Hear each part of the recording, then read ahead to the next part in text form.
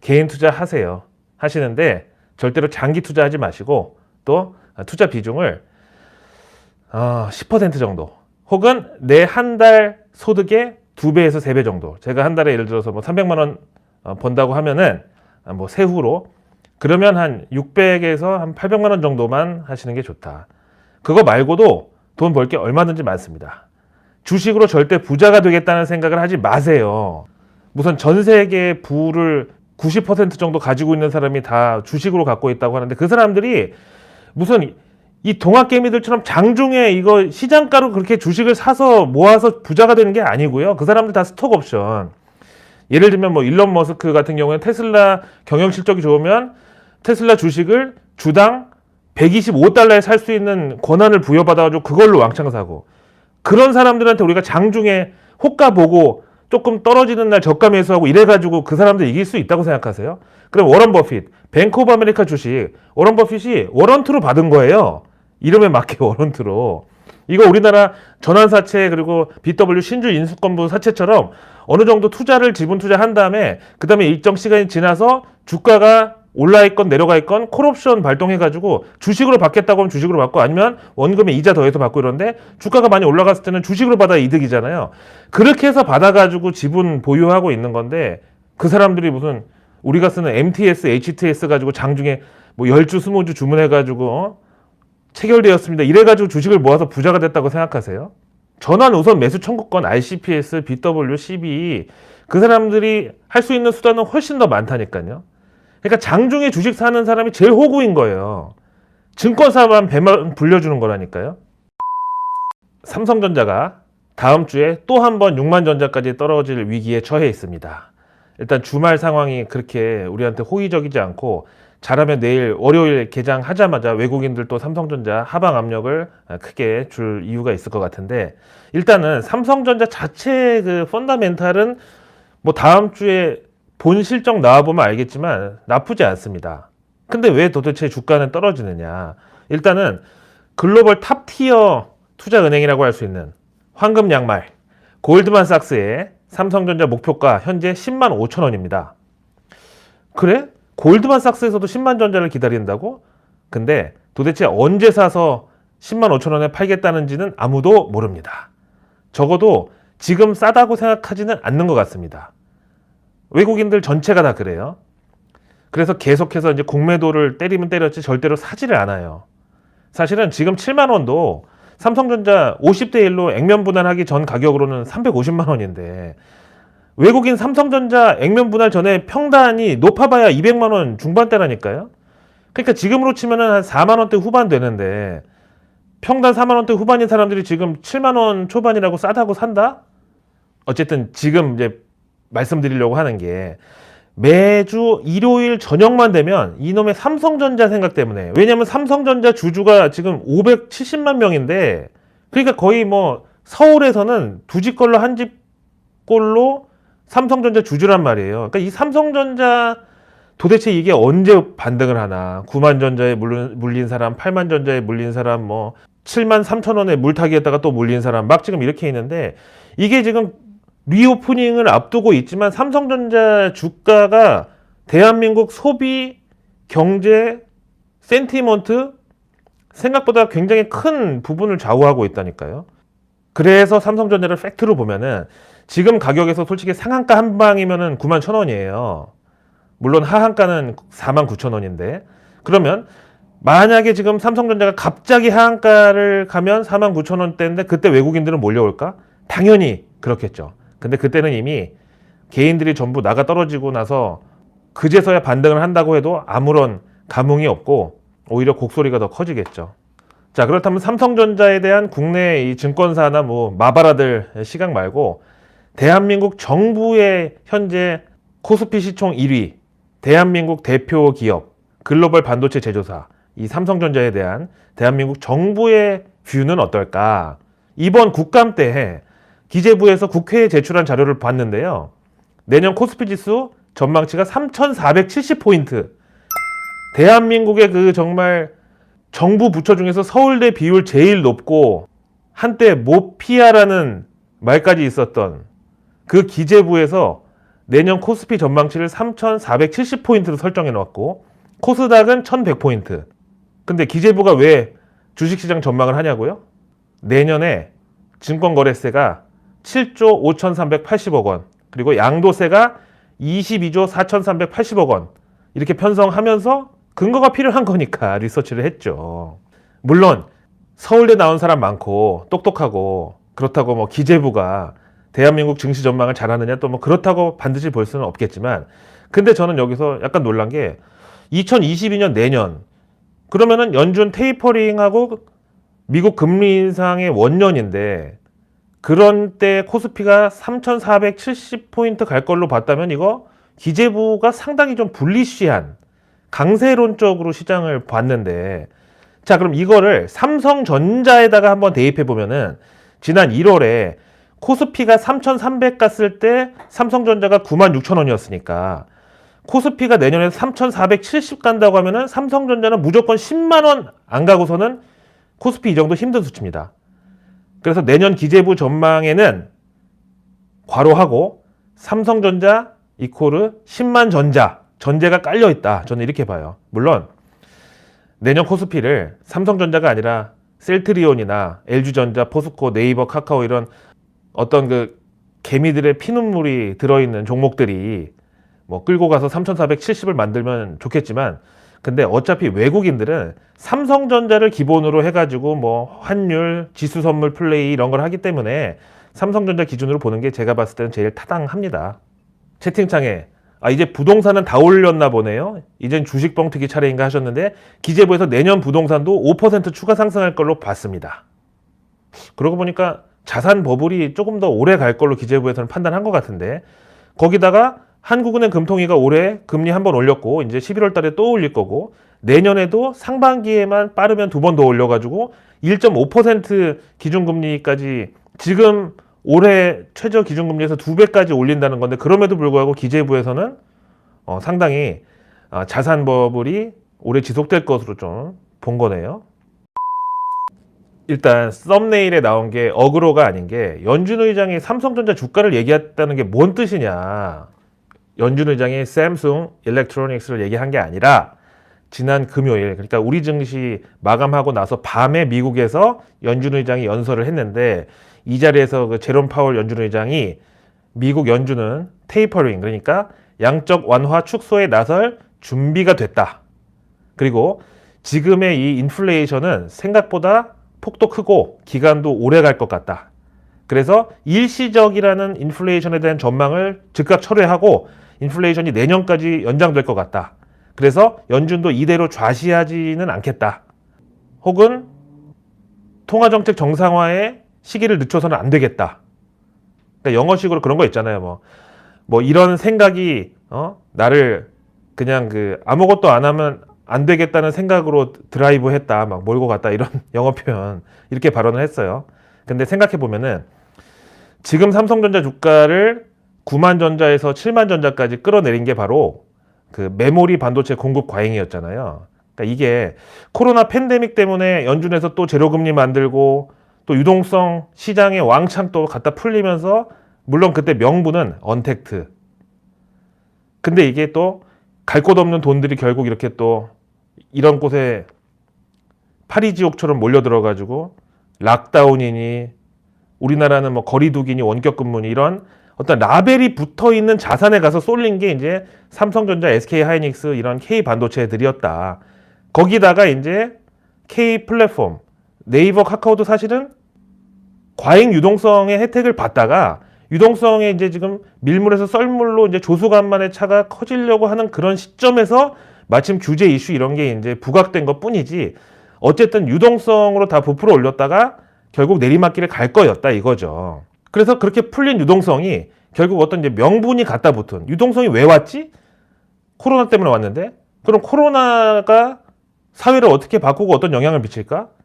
그러면 아무 데나 갖다 붙이면 너무 갬블링이니까 명분이 있는 데다 붙이자. 그게 바로 이제 삼성전자, 구만전자 만들어 놓은 거였어요. 근데 달도 차면은 기운다고 지금 그 유동성이 이렇게 이제 자산 버블을 만들어내고 인플레이션까지 불러왔는데, 이게 바로 반도체 시장에서는 그 디램 공급 과잉, 그러니까 D램도 버블이 됐으니까 결국 다시 이 버블을 제거하는 과정이 연준의 유동성 회수 전략과 맞물리는 현상으로 봐도 무방하다.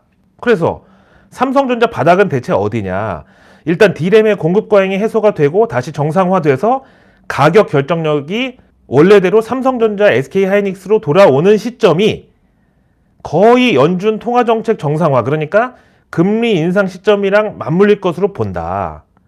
현재로서는 내년 9월, 이게 모간 스탠리의 Winter is coming, 이 보고서 나온 게 이제 8월 10 며칠이었는데 이때를 기준으로 이제 메모리 반도체 다운 사이클이 예언이 됐고, 그때 국내 증권사들은 과도한 우려네, 모간 스탠리가 과거에도 저러다 헛발질 한 적 있네, 간과했지만 결국 삼성전자 6만 원까지 떨어졌고, 그동안에 국내 증권사들은 주린이들, 개인 투자자들 수수료만 받아먹으면서 한 일이 아무것도 없다.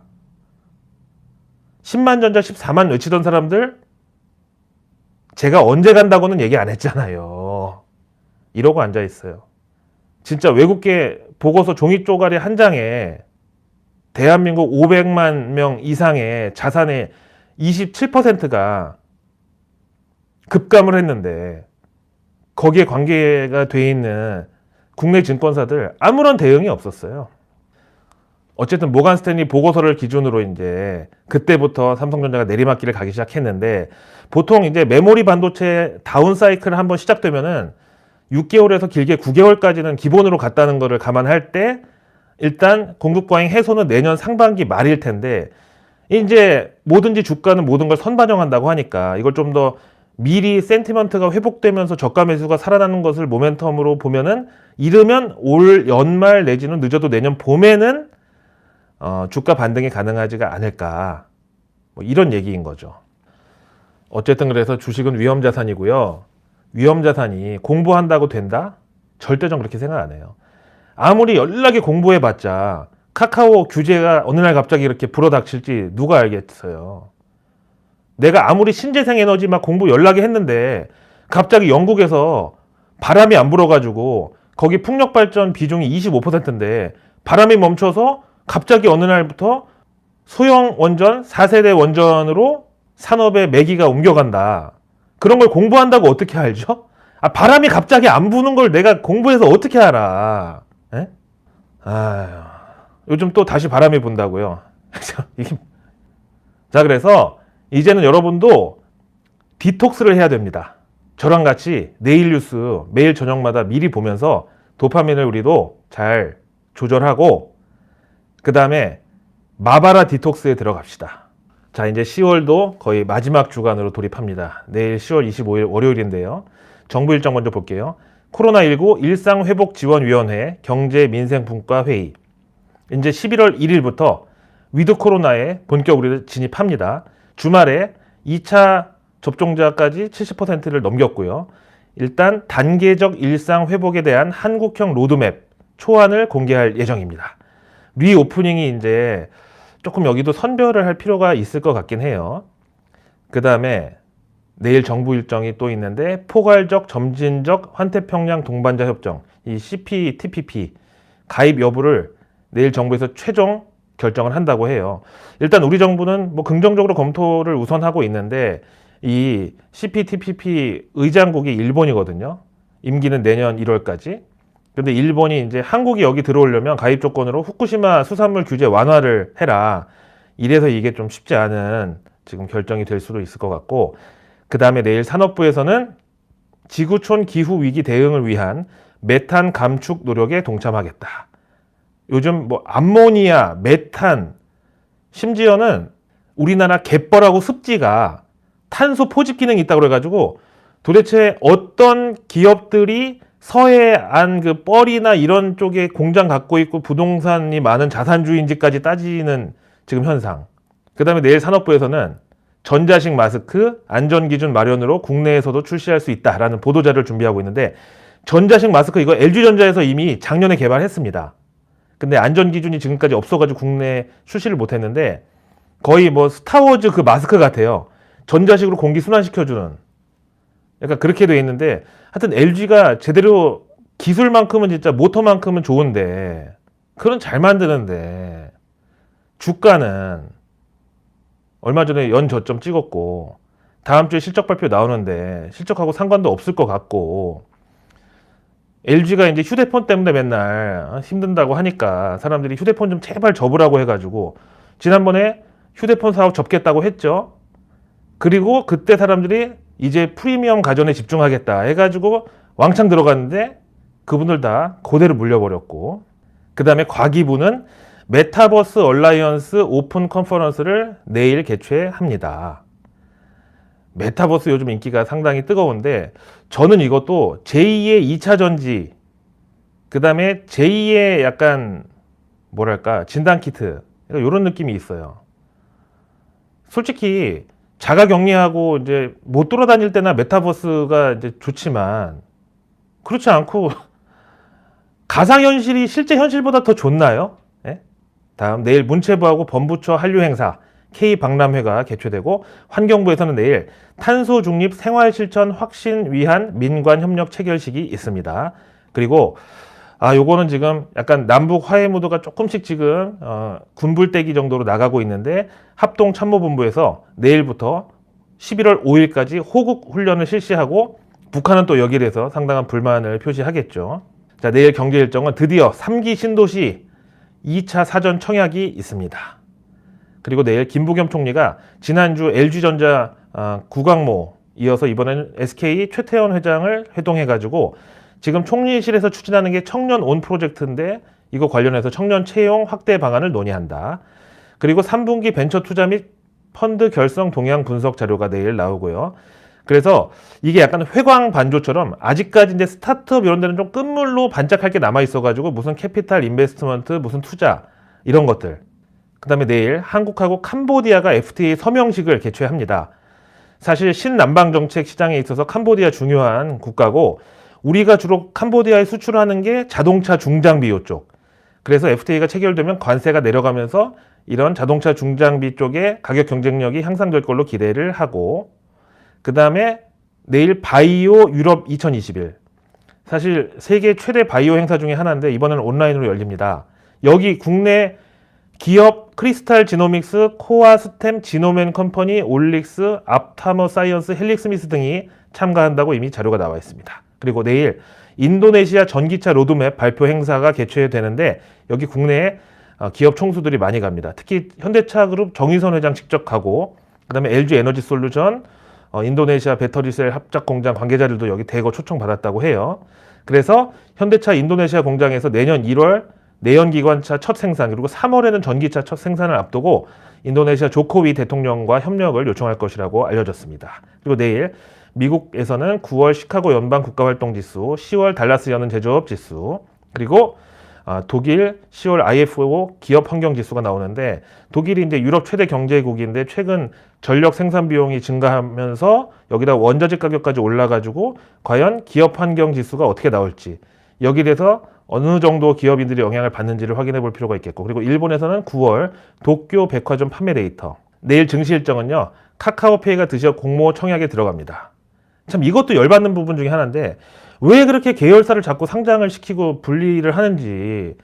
만약에 이런 식이면은 구글 같으면은 그냥 구글 검색창 구글, 그 다음에 딥마인드, 안드로이드, 유튜브 다 상장해. 구글이야말로 상장을 한 20개 해야 돼요. 근데 거기 그냥 알파벳으로 지주사 하나 가지고 분리 상장 안 하잖아요. 그다음 상장한 다음에 계속 유중 때리고 계속 시비 물량 전환 돌아오고. 그러니까 주가가 올라갈 수가 있어요. 그 다음에 신세계그룹에서는 대한민국 쓱데이 사전 행사. 하여튼 쓱데이는 이번 주말인데 사전 행사를 온라인으로 개최를 한다고 해요. 그 다음에 NCT라는 그룹이 있어요. NCT 127. 이게 소속사가 SM엔터인데 리패키지 앨범을 내일 판매합니다. 그 다음에 실적 발표가 LG화학, 포스코, 우리금융지주, PI 첨단 소재, 페이스북 이렇게 실적 공개를 앞두고 있고, 그리고 이제 아시아에서 제일 먼저 문을 여는 우리 시간으로 오전 8시에 개장하는 뉴질랜드가 내일 노동절로 휴장을 하니까요. 아침 8시에 일단 우리 개장 전 분위기 좀 봐야지 하고 뉴질랜드 지수 봤는데 안 움직인다. 옆집에서 와이파이 비밀번호 바꿨나? 그리고 옆집 문 두들기지 마시고요. 이런 시간에. 휴장입니다. 지수 안 움직입니다. 내일. 이제 와서 방어적 전략으로 안전자산 비중을 늘리고 이러다 갑자기 연준 테이퍼링 시작하니까 선반영됐다고. 예? V자 반등. 지금 사실 보면 쌍바닥은 찍은 거잖아요. 갑자기 여기서 급반등 나면서 연말까지 산타랠리까지 직진하면은 그때는 어떻게 하려고 지금 또. 그럼 또 그러겠지. 예? 미국 연말 쇼핑 시즌, 블랙 프라이데이, 광군절. 예? 그럼 또 갖다 붙이면서 또 금방 또 이제 안면을 바꾸겠죠. 저는 내일 저녁 7시에 여러분들과 또 만나 뵙겠습니다. 구독과 알림 설정 클릭해 주시면 제가 내일 뉴스를 미리 오늘 저녁에 배달해 드리고 내일은 또 내일의 내일 뉴스 들고 찾아뵙겠습니다. 고맙습니다.